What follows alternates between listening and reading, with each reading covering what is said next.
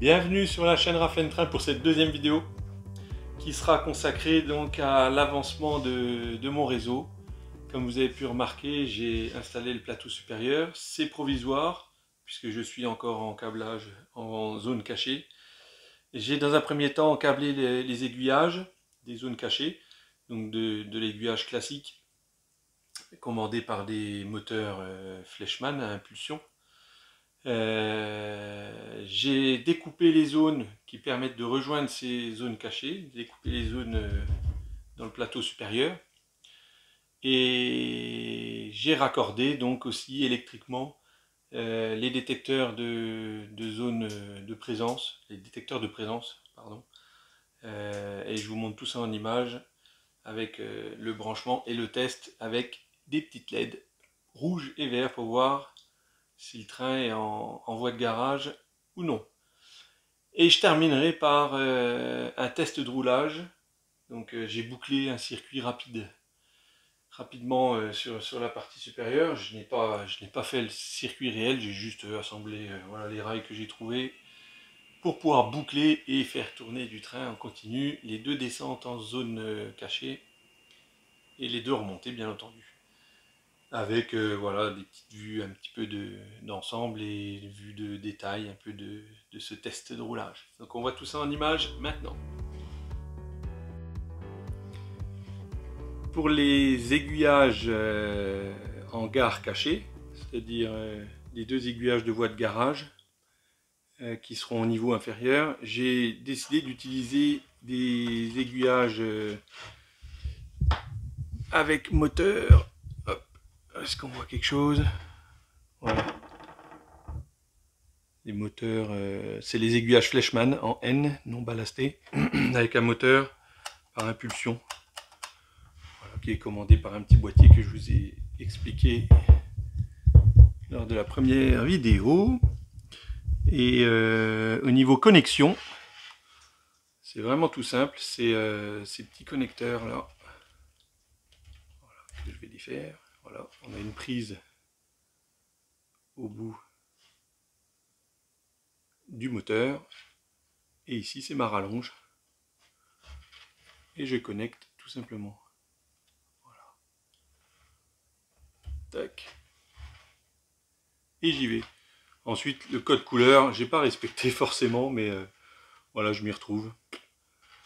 En bout, il faut que je sois cohérent dans ce que j'ai branché en amont. Voilà.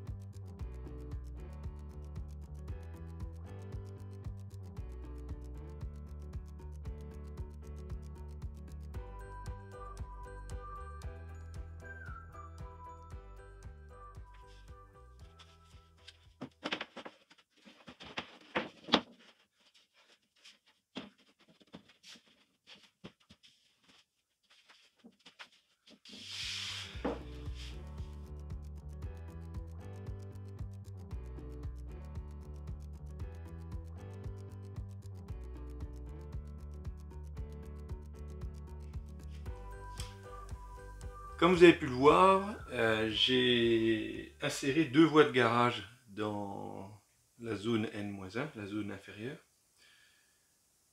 qui ne seront pas visibles depuis le haut, c'est-à-dire quand j'aurai fermé quand j'aurai mis le niveau supérieur.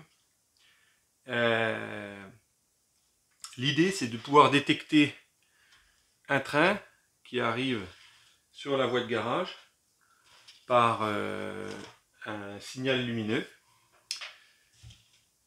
par des LED. Voilà. J'ai pris le choix de prendre cette marque-là de détecteur d'occupation, Lectix. Voilà. Et je vais tester aujourd'hui le branchement qui va me permettre de savoir si un train est rentré en voie de garage ou non. Voilà, donc on va voir ça tout de suite.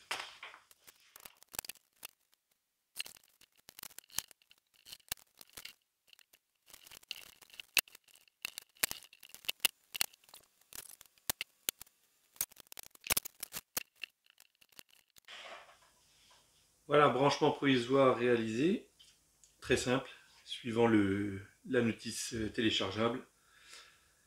J'ai installé une petite une BB66000 sur la voie principale. Ce n'est pas le sens de circulation prévu sur mon réseau, mais bon, je vais le faire, c'est plus facile pour le cadrage. Je vais faire donc partir cette 72000 en voie de garage. La lumière est verte, donc voie de garage libre. Donc là, je la fais partir. Voilà, ma 72000 arrive. Tac, lumière rouge. C'est-à-dire qu'il y a une locomotive qui a été détectée sur cette voie de garage. Je peux refaire donc en marche arrière, en miroir, attention.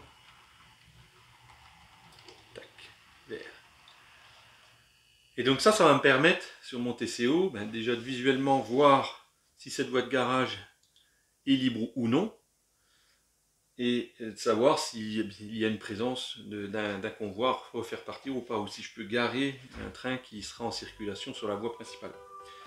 Idem sur l'autre voie d'en face, sur la voie nord. Voie sud, voie nord.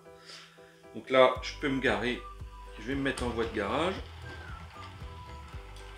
Tac, sur mon TCO, je verrai que je suis en voie de garage. Vous allez me dire, mais comment tu vas savoir que tout ton convoi est dedans? Donc ce que je vais faire, je vais aller à l'autre bout.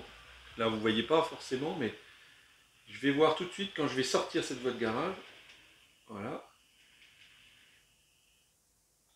Tac. Là, je suis sorti. Donc, ça veut dire que je recule légèrement. Et voilà. Là, ma locomotive est en voie de garage. Complète. Ce qui me permet après de faire circuler ma 66000 comme j'en ai envie. Je vais reculer la 72.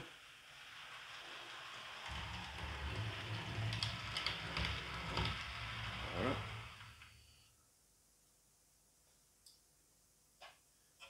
Je vais même à ce compte-là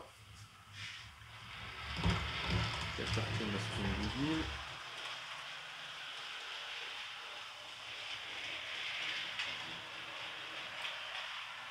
Voilà, elle se libère.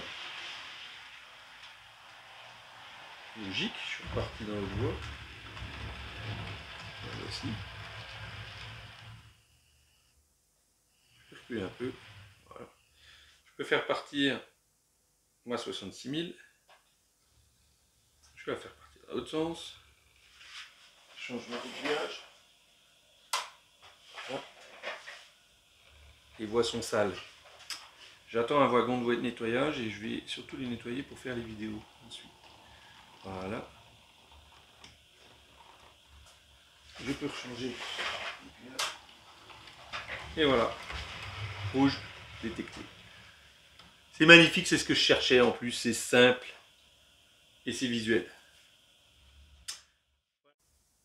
Donc voilà, vous avez vu le fonctionnement de ces petits détecteurs d'occupation.